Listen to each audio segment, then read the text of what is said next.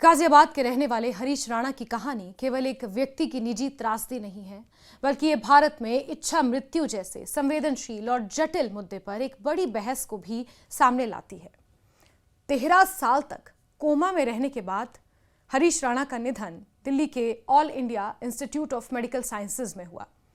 ये मामला इसलिए खास बन जाता है क्योंकि उन्हें देश की सबसे बड़ी अदालत सुप्रीम कोर्ट ऑफ इंडिया से इच्छा मृत्यु यानी पैसिव यूथेनेशिया की अनुमति मिली थी। हरीश राणा की जिंदगी एक सामान्य छात्र की तरह शुरू हुई थी।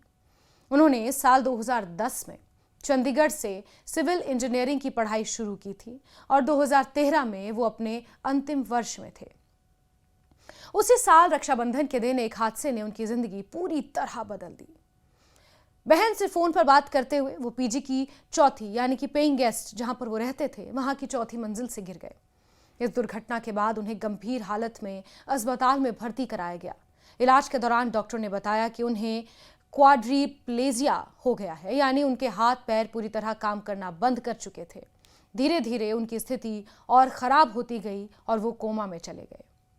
इसके बाद उनकी जिंदगी अस्पताल के बेड तक सीमित हो गई। साल दर साल गुजरते गए, लेकिन उनकी हालत में कोई सुधार नहीं हुआ। परिवार के लिए यह समय बेहद कठिन था। एक तरफ बेटे के जिंदा होने की उम्मीद, दूसरी तरफ उसकी पीड़ा। इन दोनों के बीच उनका परिवार लगातार जूझता रहा। इसी दौरान उनके माता पिता ने एक बहुत कठिन फैसला लिया। उन्होंने अदालत से इच्छा मृत्यु की अनुमति मांगी अपने बेटे के लिए।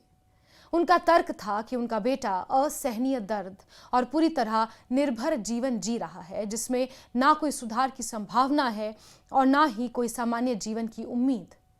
पहले यह मामला दिल्ली हाईकोर्ट गया, जहां 2025 में उनकी याचिका खारिज कर दी गई, लेकिन परिवार ने हार नहीं मानी और मामला सुप्रीम कोर्ट तक पहुंचा। करीब 8 महीने बाद मार्च 2026 में सुप्रीम कोर्ट ने इस मामले में महत्वपूर्ण फैसला सुनाया और हरीश राणा को पैसिव यूथेनेशिया की अनुमति दे दी गई। इसके बाद अस्पताल में मेडिकल प्रक्रिया शुरू हुई। डॉक्टरों की एक विशेष टीम उनकी हालत पर नजर रख रही थी। उन्हें पैलिएटिव केयर वार्ड में रखा गया, जहां उनका ध्यान रखा गया, लेकिन जीवन को कृत्रिम रूप से लंबा करने वाले संसाधनों को धीरे धीरे हटाया गया। यानी लाइफ सपोर्ट सिस्टम पर कुछ लोग जो रहते हैं, और पैसिव यूथेनेशिया की अगर बात करें तो उसमें डायरेक्ट मृत्यु नहीं दी जाती, लेकिन जो लाइफ सपोर्ट सिस्टम आपके लिए लगाया गया होता है उसे धीरे धीरे हटाया जाता है, उन मशीनों को धीरे धीरे हटाया जाता है। ये सब डॉक्टर्स की निगरानी में होता है, जैसा कि हरीश राणा के केस में एम्स में हुआ। रिपोर्ट्स के मुताबिक अंतिम दिनों में हरीश राणा को खाना और पानी देना बंद कर दिया गया था, जो पैसिव यूथेनेशिया की प्रक्रिया का हिस्सा होता है। लगभग 1 हफ्ते तक ये प्रक्रिया चली और आखिरकार उनका निधन हो गया। इस दौरान उनके माता पिता अस्पताल में ही मौजूद थे। उनकी मां का दर्द उस समय साफ दिखा जब वो अस्पताल के गलियारे में बैठकर हनुमान चालीसा का पाठ कर रही थी और अपने बेटे के लिए चमत्कार की उम्मीद 13 साल से कर रही थी। अब यहां सबसे बड़ा सवाल उठता है कि आखिर इच्छा मृत्यु होती क्या है। आसान शब्दों में समझाती हूं। इच्छा मृत्यु का मतलब है किसी ऐसे व्यक्ति को जो असाध्य बीमारी या गंभीर हालत में और जिसकी हालत में सुधार की कोई उम्मीद नहीं है, उसकी इच्छा या उसके परिवार की सहमति से जीवन समाप्त करने की अनुमति देना होता है। इसका उद्देश्य व्यक्ति को असहनीय पीड़ा से मुक्ति दिलाना होता है। इच्छा मृत्यु 2 तरह की होती है। पहली होती है एक्टिव यूथेनेशिया, जिसमें डॉक्टर सीधे किसी दवा या इंजेक्शन के जरिए व्यक्ति की मौत लाते हैं, यानी एक झटके में जीवन लीला को समाप्त कर दिया जाता है। ये भारत में अवैध है, यानी हमारे देश में एक्टिव यूथेनेशिया नहीं दिया जाएगा कभी भी, ये प्रोहिबिटेड है। दूसरी होती है पैसिव यूथेनेशिया, जिसमें जीवन को कृत्रिम रूप से बनाए रखने वाले जो उपकरण होते हैं उस इलाज को हटा दिया जाता है, जैसे वेंटिलेटर या फीडिंग ट्यूब।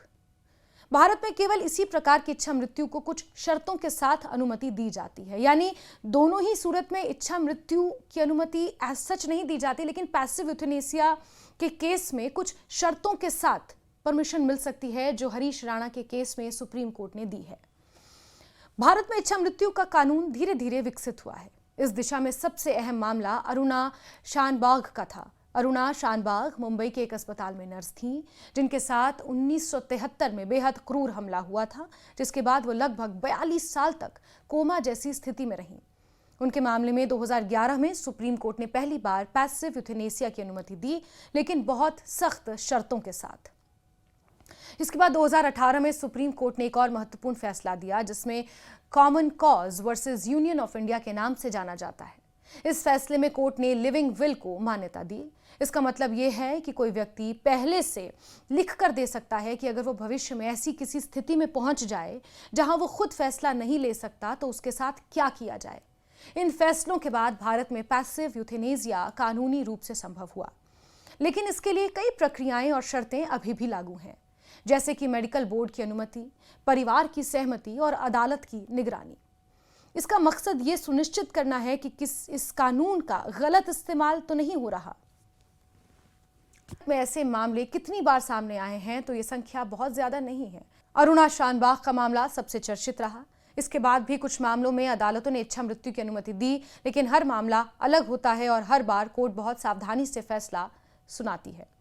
हरीश राणा का मामला भी इसी तरह के चुनिंदा मामलों में शामिल हो गया है, जिसने इस विषय पर फिर से चर्चा को तेज कर दिया है। ये मुद्दा सिर्फ कानूनी नहीं बल्कि नैतिक और भावनात्मक भी है। एक तरफ ये तर्क दिया जाता है कि हर व्यक्ति को गरिमा के साथ जीने और मरने का अधिकार होना चाहिए। अगर कोई व्यक्ति असहनीय पीड़ा में है और उसके ठीक होने की कोई उम्मीद नहीं है, जैसे कि हरीश राणा के केस में थी, तो उसे जबरदस्ती जिंदा रखना भी तो सही नहीं है। दूसरी तरफ ये भी कहा जाता है कि जीवन अनमोल है और इसे खत्म करने का अधिकार किसी को नहीं होना चाहिए। हरीश राणा का मामला इन दोनों विचारों के बीच की जटिलता को दिखाता है। एक तरफ उनका परिवार उनके दर्द से मुक्ति चाहता था, यानी उन्हें भी उस दर्द से मुक्ति दिलाना चाहता था। दूसरी तरफ एक माँ की उम्मीद और भावनाएं भी थीं, जो आखिरी समय तक अपने बेटे के लिए चमत्कार की प्रार्थना कर रही थी। इस पूरे घटनाक्रम ने एक बार फिर ये सवाल खड़ा कर दिया है कि आधुनिक चिकित्सा और मानवीय संवेदनाओं के बीच संतुलन कैसे बनाया जाए। तकनीक आज इंसान को लंबे समय तक जीवित तो रख सकती है, लेकिन क्या हर स्थिति में ऐसा करना सही है? ये सवाल अब भी खुला हुआ है। यानी कि किसी एक ऐसी फॉल्स होप के आधार पर किसी को मशीनों के माध्यम से उस दर्द में रखना, उसे जीवित रखना, क्या ये सही है?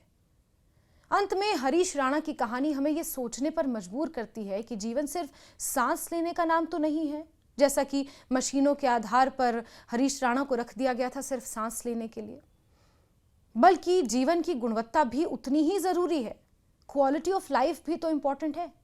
उनका मामला भारत में इच्छा मृत्यु पर चल रही बहस का एक महत्वपूर्ण अध्याय बन चुका है, जो आने वाले समय में कानून, समाज और चिकित्सा के क्षेत्र में और गहरी चर्चा को जन्म देगा।